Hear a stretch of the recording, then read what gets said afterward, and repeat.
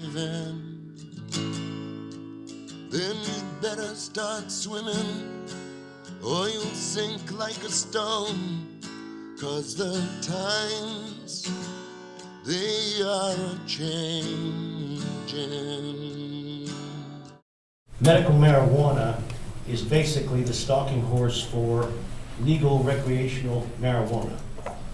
The presence of medical marijuana laws is also associated with a higher rate of use by adolescents if there's a state that has medical marijuana laws on the books. The thing I specifically remember is that he specifically used the word hedonistic when describing smoking marijuana, and that's what he wanted to prevent by killing the medical marijuana bill so that it wouldn't become recreational marijuana. The younger you use this, the more addicted you are in the future. Admittedly, it has a harmful effect on mental illness. It increases schizophrenia sixfold, psychosis, depression, and anxiety. So that people wouldn't partake in the hedonistic practice of smoking marijuana. Right. Because that's obviously the greatest evil in this country. The reason I'm doing this is because I want to take this off the books. Because in Maryland, there's going to be an effort to totally legalize marijuana, and I want to pull Virginia back. Right now, my daughter, I spoke in 1997 against that bill, and my daughter was 3 years old.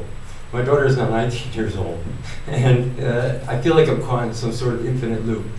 We know how. Hundreds of Afghan vets coming back that have had 3 tours in hostile fire zones. They're going to be coming home with some real baggage. And let me tell you, they're going to eat everything they can to keep their sanity. marijuana is addictive. 1 in 11 people who ever start using marijuana becomes addicted in adolescence. Marijuana being safer than alcohol. And here's how I see this all playing out, is when Colorado does this, and everybody in Virginia hops on an airplane to go to Denver to chill out for the weekend, that's the first of 50 state dominoes that fall in line with drug policy. 90% of the drug problem is prohibition related, not use related. Many Vietnam veteran support groups, and I'm telling you, there are many Vietnam veterans that voice an opinion that they take cannabis right before they go to bed. Not to get high, not to go party, they take it before they go to bed. They fall asleep, they don't have nightmares, they don't have flashbacks. Their families are saying when he gets up in the morning, he's fresh, he's ready to go to work, and he can be communicating with the family in a normal way. Thanks to all who have shown for hearings and those concerned citizens, war veterans, and suffering medical patients, and those who have tirelessly written and publicly spoke. And thanks to you, Delegate Albo, for joining the fight with a new bill that could expand Virginia's existing medical statute to cover epilepsy. As we enter the 2015 legislative season, the young and old are still arrested daily, and with proposed legislation, we might just reverse our state's long-standing marijuana persecution. The time to act is now.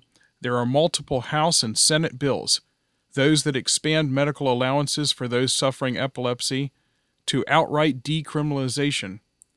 There's even a groundbreaking industrial hemp bill.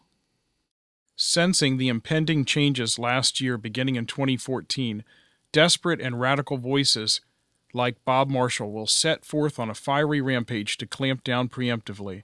His rants are torn from the musty screenplay of Reefer Madness, as he rails ruthlessly against every modern truth that is known about cannabis, safety, and efficacy. As the few dwindling bunker mentality zealots, such as Delegate Marshall, circle their wagons for a final vicious battle, there are many state Republicans and Democrats that are solidly on our side of reform. It's up to you, constituents of Virginia, to immediately call, write, and email. Voice your support. Virginia is on the cusp of reform. In the gloom of mighty cities, mid the roar of whirling wheels, we are toiling on like chattel slaves of old. And our masters hope to keep us ever thus beneath their heels, and to coin our very lifeblood into gold. But we have a glowing dream of how fair the world will seem, when each man can live his life secure and free.